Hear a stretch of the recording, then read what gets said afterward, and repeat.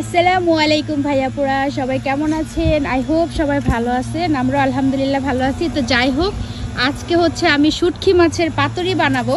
আর শুটকি মাছের পাতুরি বানানোর জন্য আমার লাগবে হচ্ছে কচু পাতা আর হচ্ছে লাউ পাতা, যেগুলো দিয়ে আমি শুটকি মাছের পাতুরিটা বানাবো। এখন কচু পাতা আর হচ্ছে লাউ পাতা নেওয়ার জন্য। মাশাআল্লাহ আমার গার্ডেনে যেহেতু অনেক অনেক লাউ পাতা আছে, তারপর হচ্ছে কি বলে কচু পাতা আছে, সেজন্য ভাবতেছি এখন থেকে বেশি বেশি বানিয়ে বক্স ভরে ভরে রাখবো, যেন পুরো বছর খেতে পারি। তো আপনারা তো সবাই জানেন আমি প্রত্যেক বছরই কাজটা করে থাকি, যারা আমার রেগুলার ভিউয়ার্স সবাই জানেন যে আমি মানে যখন লাউ পাতা থাকে আমার গার্ডেনে, তখন আমি বেশি করে শুটকি মাছের পাতুরি বানায়া ফ্রিজে রেখে দিই। মানে বড়া বানায়া, শুটকির বড়া যেটা বলে, শুটকির বড়া বানায় আমার ফ্রিজে সংরক্ষণ করে রাখি। পুরো বছর যখনই মন চায় একটা একটা করে জাস্ট বের করি আর খেয়ে ফেলি। পাতা নেওয়ার জন্য এই যে লাউ পাতা নিব, লাউ পাতা নিব আর হচ্ছে কচু পাতা নিব। এই যে লাউ পাতা, এরকম কচি কচি লাউ পাতা যেগুলো, এগুলো আমার লাগবে শুটকি মাছের পাতুরি করার জন্য। তো আমি বেছে বেছে একদম কচি কচি পাতাগুলো নিব, যেগুলো নিলে আমার শুটকির বড়াটা অনেক বেশি মজা হবে।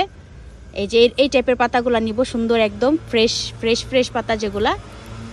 তো আমি প্রত্যেক বছরই লাউ পাতা দিয়ে বেশি করে শুটকির বড়া বানায় ডিপ ফ্রিজে সংরক্ষণ করে রাখি।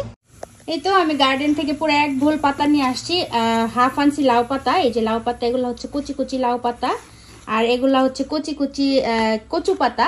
কচু পাতার পাতুরি অনেক মজা হয়, সো আমি দুই টাইপেরই আনছি, কচু পাতাও আনছি, লাউ পাতাও আনছি। এখন ক্লিন করে শুকাই নিব, তারপর হচ্ছে পাতুরিগুলা বানাবো।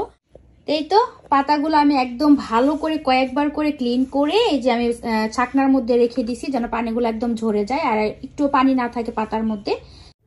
এই তো পাতুরি বানার জন্য অনেক অনেক শুটকি নিতে হয়, অনেক শুটকি না হলে এটা মজা হয় না। শুটকি আমি ক্লিন করে নিছি, তারপর অনেকগুলা রসুন, অনেকগুলা পেঁয়াজ, শুকনা মরিচ সব কিছু আমি ব্লেন্ড করে নিছি।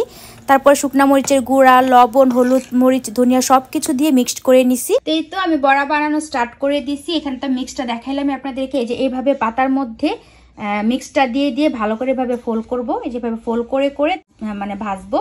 তো সবকিছু রেডি, এখন জাস্ট ভাজাভাজি স্টার্ট করে দিছি। তো আমি অনেকবার শেয়ার করছি শুটকি মাছের পাতুরির রেসিপি আপনাদের সাথে, তো আজকে হালকা পাতলা একটু শেয়ার করতেছি। এই তো এইভাবে করে আমি সবগুলা মশলা মানে শুটকিগুলা ভিতরে দিয়ে দিয়ে পাতা দিয়ে ফোল্ড করে এভাবে ভেজে নিব আস্তে আস্তে। মানে চুলা একদম অল্প অল্প হিটে আস্তে আস্তে উল্টে পাল্টে একদম সুন্দর করে ভাজা ভাজা করে ভেজে নিব। এইভাবে করে আমি সবগুলা ভাজা নিব, ভাজার পরে আবার আপনাদের সাথে শেয়ার করবো। এই তো সবগুলো বড়া আমার ভাজা হয়ে গেছে। এই কয়টাই না আরো আছে, কিছু আমি বাসায় খাওয়ার জন্য রাখছি, আর এই কয়টা ঠান্ডা করছি বক্সে ভরার জন্য, কারণ বক্সে ভরে আমি সংরক্ষণ করব। শুধু এই কয়টাই না, আমি আরো কয়েকবার করে বড়া বানাবো, 2-3টা বক্স ভরে ভরে আমি ডিপ ফ্রিজে সংরক্ষণ করে রাখবো। এগুলো বড়া ভাজা শেষ, দেখেন কতগুলা বড়া হয়েছে মাশাআল্লাহ। এগুলো ভাজতে কিন্তু অনেক কষ্ট হয়েছে, অনেক সময়ও লাগছে। আর এখানে আমি একটা ভর্তাও বানাইছি। তো এটা হচ্ছে লাউ পাতা, তারপর হচ্ছে কচু পাতা, রসুন, পেঁয়াজ, তারপরে আমার গার্ডেনে পুদিনা পাতা আছে, আপনারা যারা জানেন তো জানেনই, পুদিনা পাতা, তারপর হচ্ছে শুকনা মরিচ, তারপর হচ্ছে কাঁচা মরিচ, সবকিছু একসঙ্গে আমি তেলের মধ্যে ভেজে নিছি ভালো করে। ভেজে তারপর আমি ভর্তাটা বানাইছি। এই ভর্তাটা কিন্তু অনেক বেশি মজা হয়েছে, দেখেন উপর দিয়ে খাওয়া হয়ে গেছে হালকা একটু। আমি ভর্তা বানিয়ে আগে খেয়ে নিছি, আমার এত মন চাইতেছিল খাওয়ার জন্য।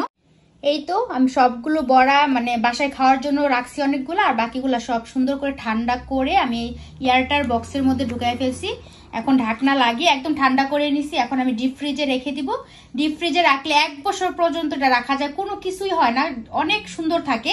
জাস্ট আপনি যখন খাইতে ইচ্ছা করবে যতটা খাবেন জাস্ট বের করে তেলের মধ্যে একটু ভেজে নেবেন, বাস একদম আগের মতো হয়ে যাবে। এত মজা লাগে, মানে পুরো 1 বছর সংরক্ষণ করে আপনি এই আপনারা বড়াটা খাইতে পারবেন, পুরো 1 ইয়ার সংরক্ষণ করে রাখা যায়।